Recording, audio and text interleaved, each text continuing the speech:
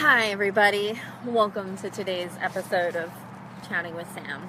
I'm just kidding. I don't have a name yet, but one day we'll get there. Today's video blog, and I'll wait for some of you guys to get on, is about anxiety and living with anxiety, how to cope with it, the horrors of it, and the reality of it. So, before I get into any of the details, I have to have a disclaimer. I'm not a doctor, I'm not a nurse, and I'm not a medical professional, so this is just my experience and some of my personal advice on dealing with anxiety. So I don't want to hear that, oh, that's incorrect, and scientifically this blah, blah, blah, and we're not here for that. So I'm definitely not a professional, so I don't want to also hear that Samantha told me to do this and now my life is ruined, so don't blame me. Anyway, so I wanted to start to talk to you guys about anxiety by telling you my story of how I have anxiety, and I've lived with it most of my life. So it started around the age of 12, and what happened was there was an explosion at my house. One of our vehicles exploded like right in front of my face, and anxiety is one of those things that you don't know you have it until you have your first panic attack. And so that happened, and then I had some issues at school, some stranger danger issues happened, and it wasn't anything, tragic, thankfully, but I was eating at home during that time, and I specifically remember I was eating spaghetti, and I couldn't swallow. I felt like I was choking, and my mom was sitting right here, and I said, "Mommy, I can't eat, like I can't swallow, so I feel like I'm choking." And before you know it, I was in a full-blown panic attack. At 12 years old, I could not breathe. I felt like I was going to die. And I told my mom, I feel like I'm going to die. And I was just bawling, freaking out. I didn't know what to do with myself. And thankfully, my mom was able to kind of calm me down. And she was brushing my hair and scratching my back. And I fell asleep that way. But I fell asleep crying. And so that was my first experience with anxiety and panic attacks. And of course, after that, so once you have your first anxiety, bout with it or a panic attack, you're afraid of what's going to happen. You're afraid of that feeling again. So I would be afraid to eat because I was afraid of choking. And that was like the little mental after effects of my first panic attack. So I had to kind of get myself through that. And my mom did take me to the doctor. And of course, the first thing the doctor wanted to do was put me on medication. And I said no because I didn't want to be on medication. And I felt like I was a strong enough person to be able to get through this. And so my mom was like, okay, well, if you want to try on your own to just, when these things happen, you have to be calm and breathe. And they tell you to just chill out and you'll be fine during your anxiety. Then you can get through it. But if not, we're going to put you on this medication. And so thankfully, by the grace of God, I was able to kind of cope with it.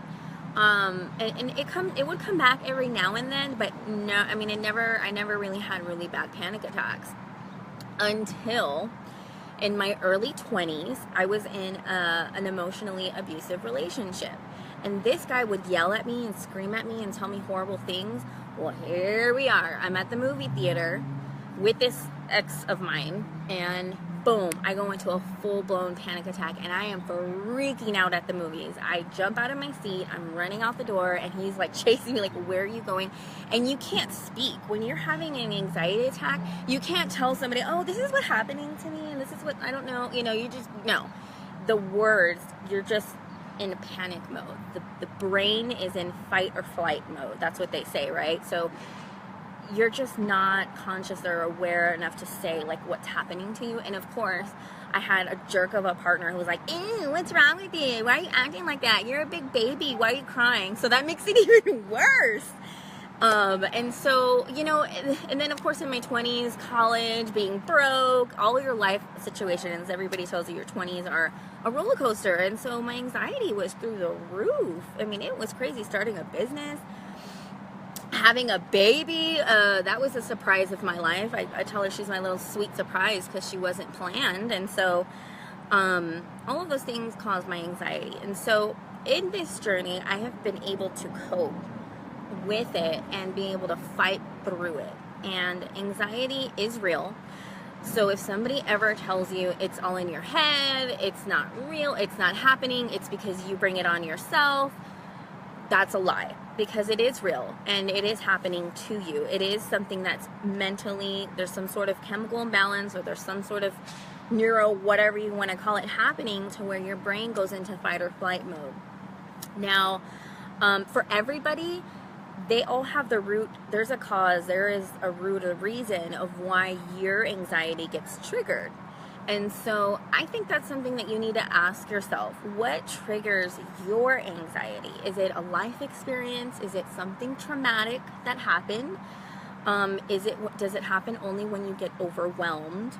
Or is your workload just ridiculous?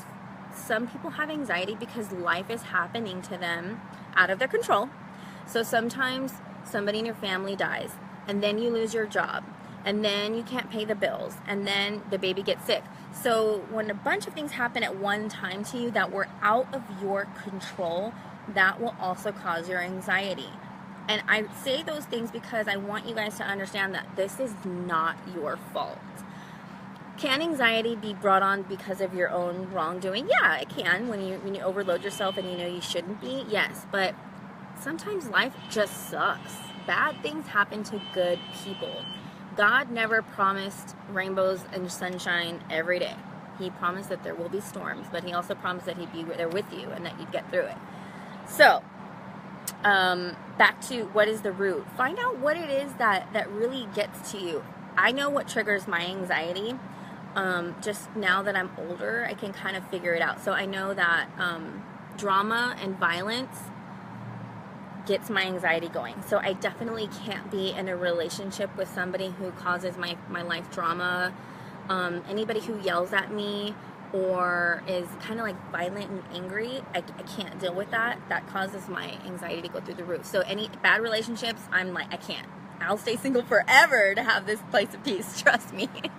Overload. So you guys saw my hot mess video. When I'm on overload with work and my home life, if it gets too much, my anxiety goes through the roof.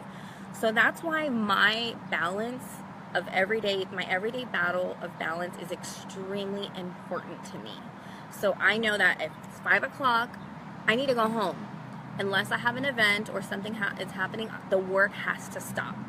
I also have found my place of peace, and that's at the gym, or in the sauna, or I also pray a lot. I pray in the shower, believe it or not. That's one of my favorite places to pray, because I'm alone and it's silent. It's just a good place to be. So I really recommend you find your place of peace. Silence is amazing. It's a beautiful thing, and there's a lot of scripture that you can read on and being still. And when you're still, God is there with you, and you kind of get good perspective on life.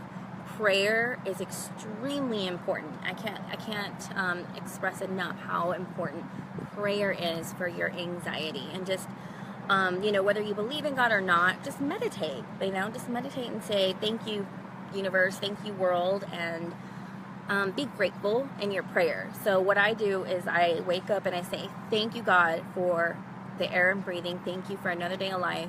Thank you for my home, my bed, my family, my job, my daughter. And I just start naming all the things that I'm thankful for, so that it puts my brain into perspective. Automatically, when I wake up, I'm just happy to be alive. And it's really hard when you're in a dark place to see the good in anything. So that's why it's extremely important for those of you who are very sensitive to having anxiety to stay away from anything negative. Even the internet can trigger your anxiety. Depends on where you are at. Sometimes my sensitivity levels for my anxiety are really high, so I can't even watch horror movies, or I can't see too much bad negative news in my feed, because it starts to get me all worked up. But yeah, find that place of peace. And I know it's harder, it's easier said than done, but you have to do it for yourself. Something else I do, and I know you guys hear this all the time for you regular anxiety people, breathe. You just need to breathe. Yes, you need to breathe, but you need to remember that you are breathing. So when you're having a panic attack, it feels like you're suffocating. I know that. But remember, you're breathing, you're conscious, and if you weren't breathing, you'd pass out. So you are breathing, it just doesn't feel like that. So remember, I'm breathing, I'm okay, and it's going to pass. I'm breathing, I'm okay, and this will pass. I start walking.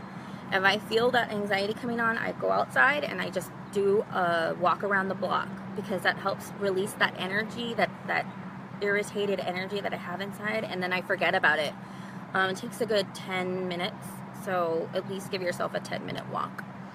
Something else that's really important for people with anxiety is to have an anxiety partner. And not everybody is blessed to have this, but one of my anxiety partners is my mother. So she knows that I have anxiety, and she knows when I give her the signal, that means leave me alone, but don't leave me alone. And what I mean is, don't talk to me, don't ask me questions, because I can't talk right now, but I also don't want you to leave me. Just stand over there and just make sure that I'm okay. I don't want you hounding me. I need to be left alone, but also make sure that I'm okay. Just keep an eye on me. And for those of you in a relationship, I think it's really important for you to communicate with your partner. Hey, I have anxiety, these issues happen every once in a while, so if I do this means get out of my way, I'm having a panic attack, but don't leave me. Just make sure I don't die. And just make sure that somebody's there and who understands what you're going through. They don't have to understand 100%, but who's sensitive to that, who's considerate of your feelings. I think a lot of you guys suffer in silence and you don't tell anybody, and so it's confusing for the whole family. All your friends are like, okay, what's wrong with this person? Just communicate, share that you have it with somebody, and more than likely they're going to tell you they have it too. You guys know we live in a day that life is complicated. It goes extremely fast. We're bombarded with way too much information and activity going on. We live in a society where if you're not productive, you're a loser, and that's not true. So definitely seek out an anxiety partner, and they're just there for support. That's all they're there for. Even if it's just, and I know people who actually have anxiety who need somebody to hug them and hold them. This is how I handle my anxiety. I don't want to talk. I just want to be left alone. Some people need somebody there to hug, hold hands, kiss, whatever, just to be talked to and calm down. I don't want that. I just want you to leave me alone. So you find out what those things are for you. Also, if you have extreme anxiety, and I'm talking about you're walking on eggshells every day, you're a ticking time bomb, and you might even think about hurting yourself, you have to seek help. And this is where I highly recommend you see a psychiatrist, even a counselor, a psychologist or a counselor who can just kind of help you get through these phases. I know a ton of people that seek counseling, and there's nothing wrong with seeing a therapist and just talking about what you're feeling, because if it's extreme, you definitely need to seek help. And you would be surprised about how much your life can change just by seeking help. And I know it's hard for some people to admit, and it's hard to tell everybody your business. I totally get that. Or to even bring up stuff from the past that you want to put in the back of your head.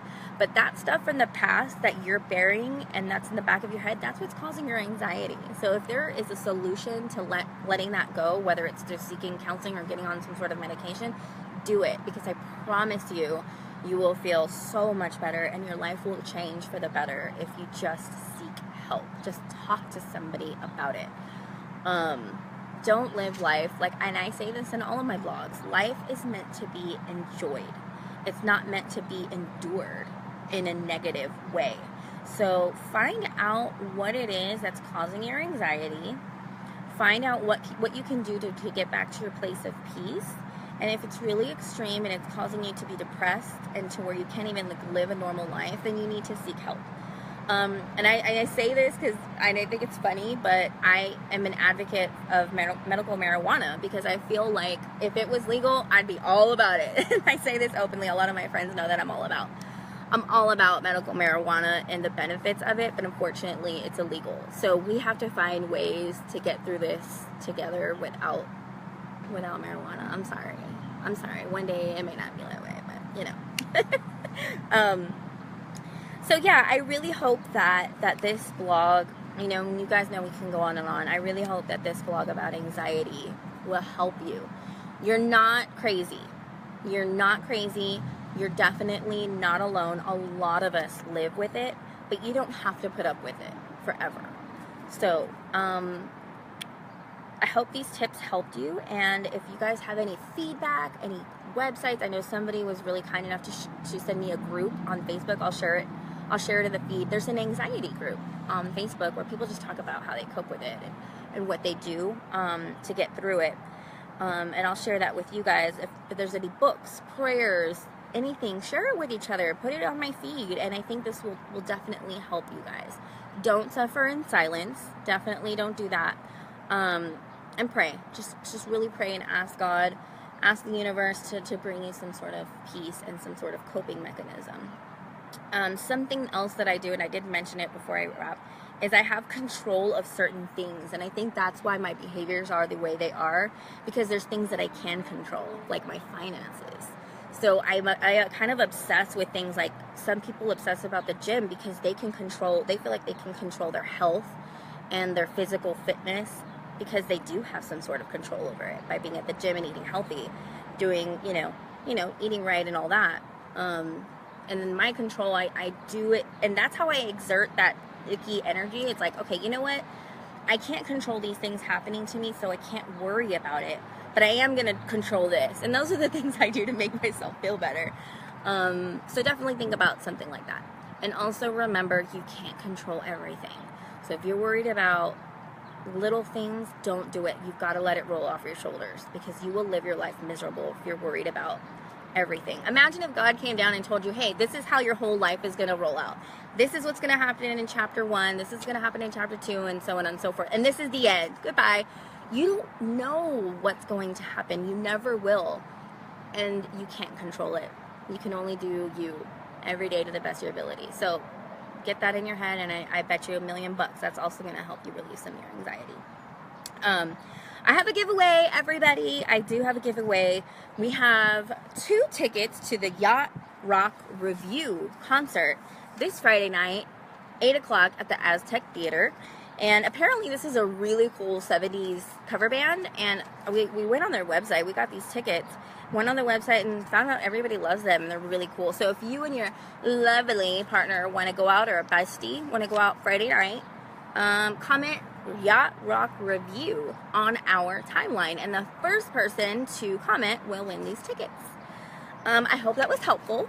As always, you can go to my YouTube channel to see more videos just like this, youtube.com/HeartfireMedia210, HeartfireMedia210. And I hope you enjoyed. Have a blessed day. And I'm sorry I can't comment when somebody else is recording. Can't chat with you guys live, but I'll get there. Have a good day. Peace.